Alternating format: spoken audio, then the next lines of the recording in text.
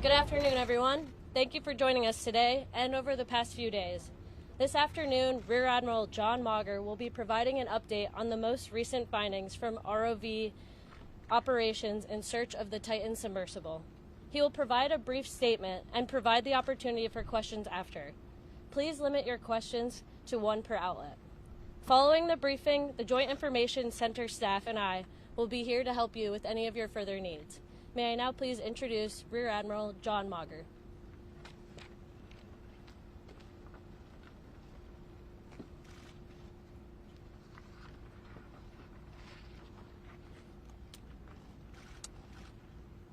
This morning, an ROV, or remote operated vehicle, from the vessel Horizon Arctic discovered the tail cone of the Titan submersible approximately 1,600 feet from the bow of the Titanic on the seafloor. The ROV subsequently found additional debris. In consultation with experts from within the Unified Command, the debris is consistent with the catastrophic loss of the pressure chamber. Upon this determination, we immediately notified the families. On behalf of the United States Coast Guard and the entire Unified Command, I offer my deepest condolences to the families. I can only imagine what this has been like for them, and I hope that this discovery provides some solace during this difficult time.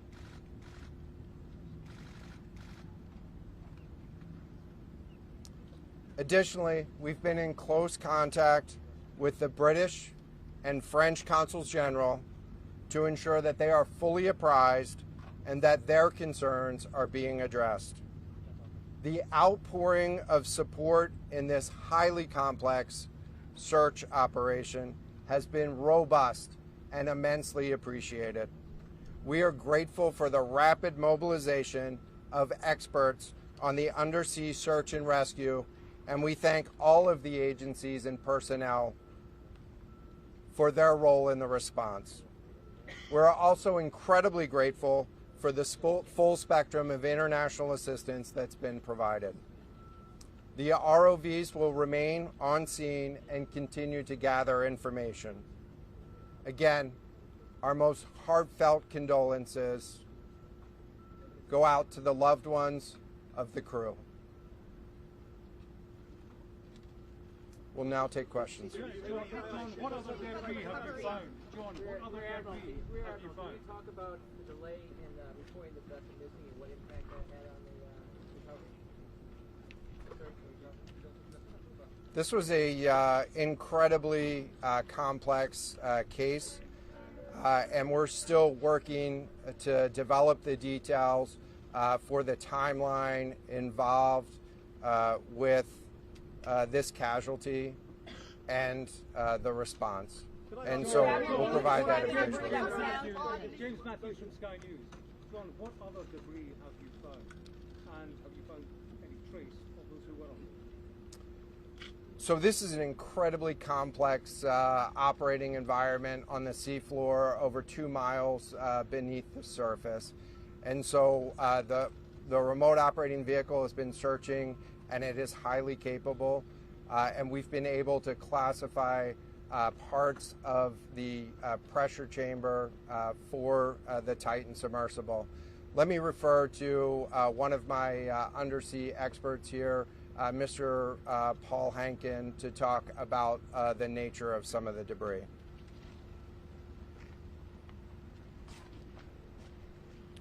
Thank you, Admiral. So essentially, we found 5 different major pieces of debris that told us that it was the remains of the Titan. The initial thing we found was the nose cone, which was outside of the pressure hull. We then found a large debris field. Within that large debris field, we found the front end bell of the pressure hull.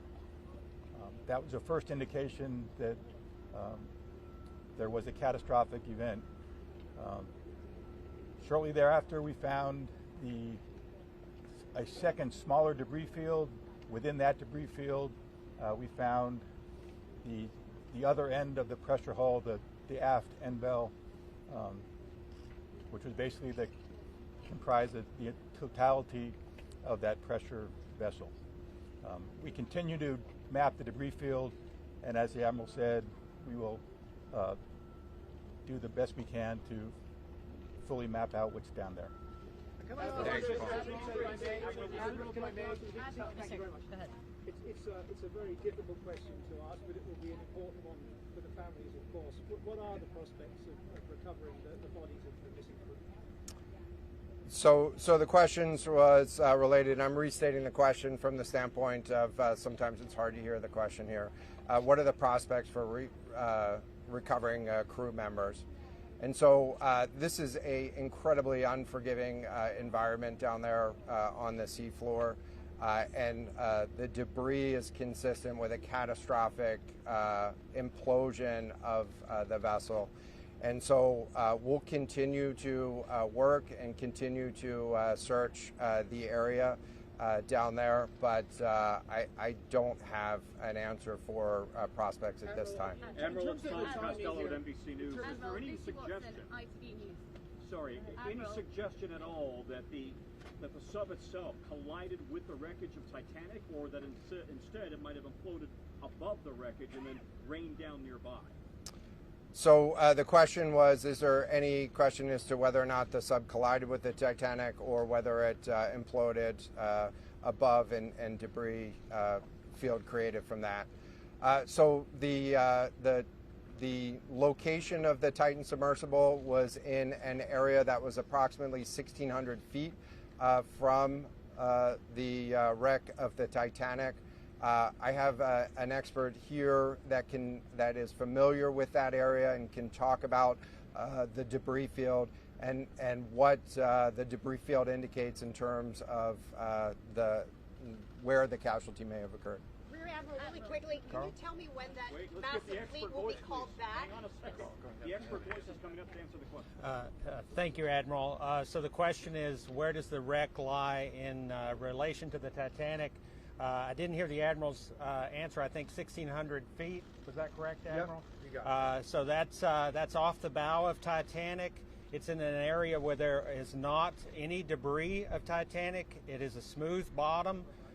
There, to my knowledge and anything I've seen, there's no Titanic wreckage in that area. And again, 200 plus meters from the bow, and consistent with the location of last communication for an implosion in the water column. And the size of the debris field is consistent with that implosion in the water column. Thanks. If I can ask a question, in terms of the timing here, you say that this was a catastrophic explosion. And I know it's early on, but is it your estimation that this happened right at the moment when they lost contact, an hour and 45 minutes after their descent? So the question was about the timing of the catastrophic implosion. Right now, it is too early to tell with that. We know that as we've been prosecuting this search over the course of the last 72 hours and beyond, that we've had sonar buoys in the water nearly continuously and have not detected any catastrophic events when those sonar buoys have been in the water. So. Can you describe what happens from here, sir, in the next days and weeks in terms of finding any more debris? What happens from here? So we will. The question was, what happens from here? What's the next phase? And so right now, again, our thoughts are with the families and making sure that they have an understanding as best as we can provide of what happened and begin to find some closure. In terms of the large process, we're going to continue to investigate the site of the debris field. And then I know that there's also a lot of questions about how, why, and when did this happen. And so, those are questions that we will collect as much information as we can on now, while the governments are meeting and discussing, what an investigation of this nature of a casualty might look like. This is something that happened. I'll just remind everybody. This is something that happened in a remote portion of the ocean with people from several different countries around the world, and so it is a complex case to work through. But I'm confident that those questions will begin to get answered. From the UK, is there any suggestion that time factors, speed, anything could have prevented this or saved the 5 people on board, or is this quite simply a catastrophic accident? The question was there any suggestion that time factors may have played a role or a consideration in the casualty here? And so the debris field is consistent with a catastrophic implosion of the vessel. Again, while we were prosecuting the search, we had listening devices in the water throughout and did not hear any signs of catastrophic failure from those. And so we're going to continue to investigate, or we're going to continue to document the information there and understand, based on all the information we have, the timeline. What is the state for the resources required for the investigation? Which ships will be pulling out and coming in? So the question was, what are the resources required for the investigation, and which ships will be pulling out and staying in? And so it's too early for me to talk about an investigation. That's a decision that's going to be taken outside of the search and efforts that I was leading. But we do have a number of vessels. We have 9 vessels on the scene right now. We had medical personnel on scene. We had other technicians on scene. And so we will begin to demobilize personnel and vessels from the scene over the course of the next 24 hours. But we're going to continue remote operations on the sea floor, and I don't have a timeline for when we would intend to stop remote operations on the sea floor at this point. Admiral, as a result of this, do you think there should be changes in the way these are safety rated or inspected so that this won't happen again? Yeah, the question was essentially about, do you think that there should be changes in safety ratings or inspection for these standards? I know that there's a lot of questions about why, how, when this happened, and the members of the Unified Command, have those questions too, as professionals and experts that work in this environment. And this is an incredibly difficult and dangerous environment to work in out there. But those questions about the regulations that apply and the standards, that's going to be, I'm sure, focus of future review.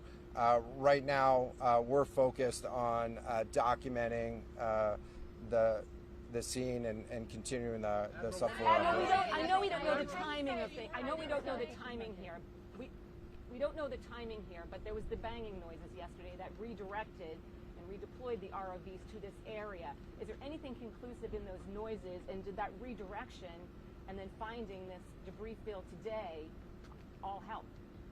So throughout the search efforts, we reacted to the information that we had available to us, and while we continue to send it off for deeper analysis. Again, really complex operating environment for us to work in.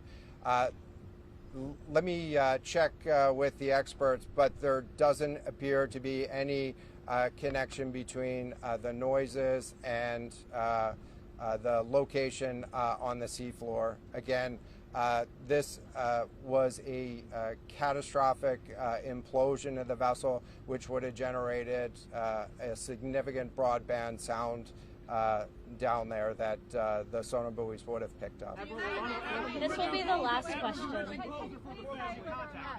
I just ask you about your comment regarding the family? That dropped into the ocean today. It arrived early this morning. It seems that Swiftly was able to find the debris field. If you talk about the speed of that, and also were all of the assets involved moved as swiftly as possible to the area? Was any help turned away, as some lawmakers have criticized the government? This was a incredibly complex operation, and we were able to mobilize an immense amount of gear to the site in just a really remarkable amount of time, given the fact that we started without any sort of vessel response plan for this or any sort of pre-stage resources. And so the equipment that was brought on site this morning that we were using was a pelagic ROV capable of operating at 6,000 meters, cameras, sonar, other articulating arms and resources on it. And it's, we had to transport it here through C-17 aircraft. This is 2 aircraft that it took to get this up here. And so we've really had the right gear on site and worked as swiftly as possible to bring all of the capabilities that we had to bear to this search and rescue effort. And it was just a huge international and interagency effort to make this happen. So I'm really grateful for all of the responders that came out to support this and really search for the vessel. It is a difficult day for all of us, and it's especially difficult for the families, and our thoughts are with the families today. But this was an immense support, and we had the right gear on the bottom to find it. So thank you. Will you attempt to recover the bodies, can we ask you? The victims, will they be recovered? Thank you so much, everyone, for attending this afternoon. There are no future planned press conferences. Updates will be shared to the USCG Northeast Twitter page, and our staff will be available to take down any questions following this. Can you Thank spell you. and give us the names of the 2 gentlemen who spoke? I can get that back to you afterwards, just so I can confirm. Thank you.